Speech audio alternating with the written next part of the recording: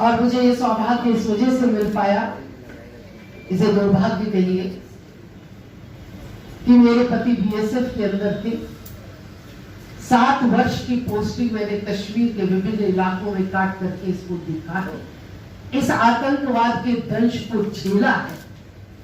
और धारा 370 जैसा मुकाम जहां पार्टी के लिए सेंसिटिव है, वहां मेरे परिवार के लिए व्यक्तिगत तौर पर बहुत सेंसिटिव है, क्योंकि कारगिल युद्ध के अंदर मैंने अपने पति को उसमें खोया है। हमने इस विषयों को गहराई से अध्ययन किया है। मैं वहां के एक एक इलाके को समझती हूँ कि वहां पर क्या पढ़ाया जाता था, क्या देखा जाता था और क्या वहां पर किया जाता था। ऐसी विल पावर जो आदरणीय मोदी जी और अमित शाह जी ने दिखाई है, ये हम कल्पना नहीं कर सकते थे। आज भी बहुत से लोग कहते हैं, मैंने सारे आर्टिकल्स धारा 370 हटने के बाद के पढ़े। खुशी इस बात की है कि अधिकतर आर्टिकल पॉजिटिव थे, कुछ नेगेटिव आर्टिकल्स भी आए, क्योंकि देश में एक विचारधारा ऐसी भी है जो कभी भी पॉजिटिव बातों को लिखती नहीं है, लिखना चाहती नहीं है, समझना चाहती नहीं है, स्वीकारना चाहती नहीं है। ऐसे विचार के लोग भी, लेकिन अधिकतर लोग इस बात से खुश थे। मुझे आज भी बहुत से लोग कहते हैं कि क्या है, कश्मीर बंद पड़ा है, कश्मीर के अंदर घटनाएं हैं। और मैं एक जवाब उन लोगों को देती हूं, 30 साल तक कश्मीर के अंदर इस देश की सेना के लोगों ने आतंकवाद को झेला है, उन गोलियों को अपने सीने पर खाया है। और अगर वहां शांति बहाल करने में 1-2 वर्ष और भी निकल जाए तो मुझे नहीं लगता कि हमको फर्क पड़ना चाहिए, हमको इंतजार करना चाहिए, हमको धैर्य रखना चाहिए। जो प्रांत के अंदर हुआ वो बहुत खराब हुआ है, उसके लिए शब्द भी नहीं है। खराब शब्द तो बहुत हल्का शब्द है, उसके लिए हम लोगों के पास में शब्द भी नहीं है। लेकिन आपके मन की 2-3 शंकाएं जो मेरे सामने आई हैं, मैं उसको बड़ा स्पष्ट एक बार आप लोगों के बीच में कर रही हूँ।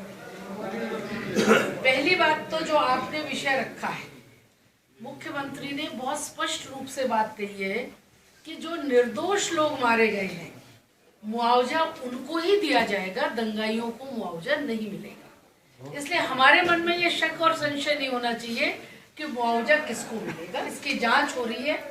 जो भी दंगाई क्लिपिंग में कहीं भी नजर आ जाएगा, वहां कोई मुआवजे का वो नहीं है। जिन व्यापारियों का जिंदगी भर की कमाई का नुकसान हुआ है, वो दोबारा कैसे एस्टेब्लिश हो, उसके 4-6 फॉर्मूले भी हम लोगों ने बनाए हैं और उनको कैसे एस्टेब्लिश किया जाएगा, ये 15 तारीख से इस काम को शुरू करने वाले हैं।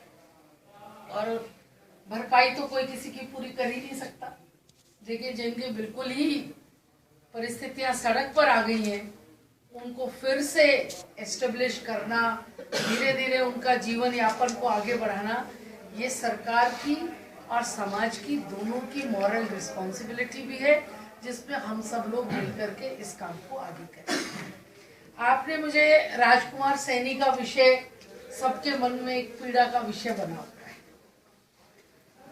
उनके लिए बहुत सारी लिखित कंप्लेंट्स राष्ट्रीय अध्यक्ष के पास में लोगों ने क्लिपिंग के साथ दी थी और बड़ी सारी सीडी उनकी वहां पर पहुंची थी। और स्वाभाविक होता है कि जब हम किसी की शिकायत करते हैं और शिकायत के साथ में सीडी भेजते हैं, तो अध्यक्ष उसके ऊपर उनका जवाब मांगता है, इसलिए उनसे वह जवाब मांगा गया। आपने जिन लोगों की बात करी, उनके तो कोई सीडी, कोई कंप्लेंट, कोई शिकायत कुछ कभी आई नहीं। ये विषय हमको समझना था, इसलिए। और मुझे लगता है राजकुमार सैनी जी ने कल अपना जवाब भी दिया है। उन्होंने बहुत अच्छा संतुलित सा जवाब दिया है। राष्ट्रीय अध्यक्ष जी से मैंने भी समय मांगा हुआ है और वो कल दिल्ली आने वाले हैं, मेरी मुलाकात होगी। ये मैं आपकी भावना उन तक ले जाकर के निश्चित रूप से उनके पास में पहुंचाने वाली हूँ। लेकिन मेरा एक निवेदन है आपसे, आपने भी कल 35 बिरादरी का जुलूस और